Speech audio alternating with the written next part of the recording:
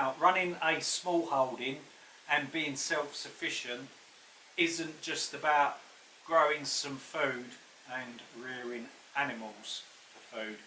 It's sort of, it goes a lot deeper than that.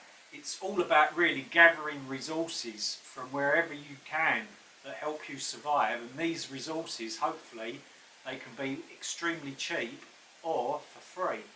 Now, there's something that I am been collecting which is absolutely free. Lithium ion batteries. If you want to buy one of these off of eBay, they retail at about £2 each. I'm managing to get these for free. Look how many. And that ain't the half of it. There's a lot more that I've got than that as well. Where are they coming from? They're coming from these bloody things. Vapes. An environmental disaster in themselves. I hate the bloody things. Why on earth you'd want to breathe in a toxic liquid into your lungs? I just can't work it out. But I suppose we've all got to have our poisons, haven't we? All our little bits of enjoyment. But these are an environmental disaster. They are putting lithium ion batteries in here, and these batteries are like being used as a one-use thing. Once it goes flat, you throw this in the bin. The batteries inside here are good to go for 1,000 charges. So they should not be thrown in the bin. And we all know that the mining of the precious metals to make these batteries is an environmental disaster in itself. And that includes electric vehicles, electric cars. They're not as environmentally friendly as what you think they are. The mining of these lithium ion, like the mining of the precious metals for these batteries, is just causing so much devastation in certain countries. Now, what am I doing with these batteries? Well, I'm making battery banks. 1, 2, 3, I think that, yeah, there's 12 batteries, 12 of these in one of these packs that I'm making. And I'm going to join all these packs. There's going to be a huge battery bank, and I'm going to use that to charge mobile phones up. Not my mobile phone, because I don't really use any for the house, but we're going to have a little solar panel on the wall, and that will be charging up these batteries, and then during the day, and then people can plug their phones and all that in at night to help cut down our electric bill. So we're going to take apart one of these, and I'll show you what's inside it. So this is how I retrieve the batteries. There's like a plug on the end. They can be quite tight sometimes.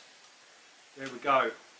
Once that plug is removed, literally the whole contents comes out. And all we do is just cut the wires off. And there's our battery.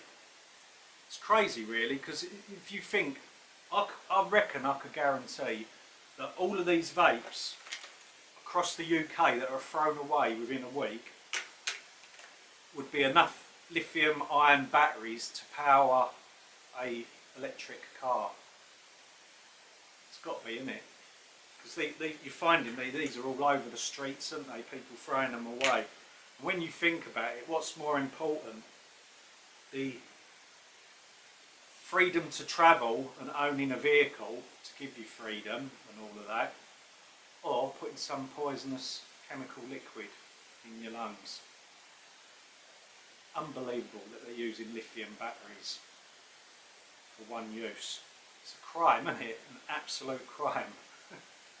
Anyway, I'm benefiting out of it, and I'm saving them to go in a landfill, because that's all these batteries would end up in, is a landfill. I'm going to build this beautiful battery bank, and I'm really looking forward to getting more of these battery packs built. The way it's going, I could probably build about 20 of these, and it probably ain't going to be far off of about 500 watts eventually of a battery bank, which is absolutely huge, isn't it, for charging phones and equipment. So once I've removed the batteries and I'm sort of going to make my battery bank, what I'm doing is I'm exposing the terminals, which is like little tiny bits of metal there. There's the other one. I take off the wire with a soldering iron, and then I'm using wire to solder and join all of the batteries together. One more last thing though, even the tubes, they're aluminium. What a waste of metal as well. Unbelievable waste. All that aluminium just going into landfills. Now if any of you would like to start collecting these batteries for recharging, you've got to make sure you get a special circuit board off of eBay, and it's called a BMS circuit board for lithium ion batteries. The BMS stands for Battery Management System. These, if you use a standard charger or something like that, there is a risk of turning into like little miniature Roman candle fireworks. Google that, or look at that on YouTube, lithium batteries catching fire. Oh, that's interesting stuff. So yeah, make sure that you use the correct stuff when charging them, because you don't really want to cause a fire.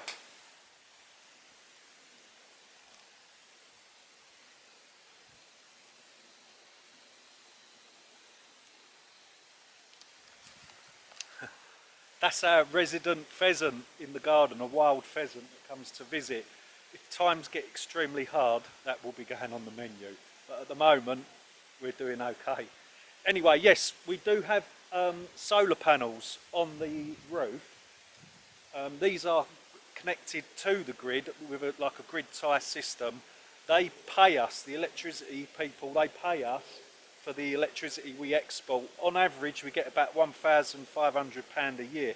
These are not connected to a home battery bank, so of an evening we do use electric from the grid. But if we can have like battery banks here and there, like little ones, like for charging phones, and I'm going to have a battery bank as well for running the TV or laptops or things like that of an evening in the future, it's going to save us using any electricity from the grid, and we can keep more of the money that these panels generate. So that brings us to the end of another video. So take care, be frugal and be safe. See you real soon.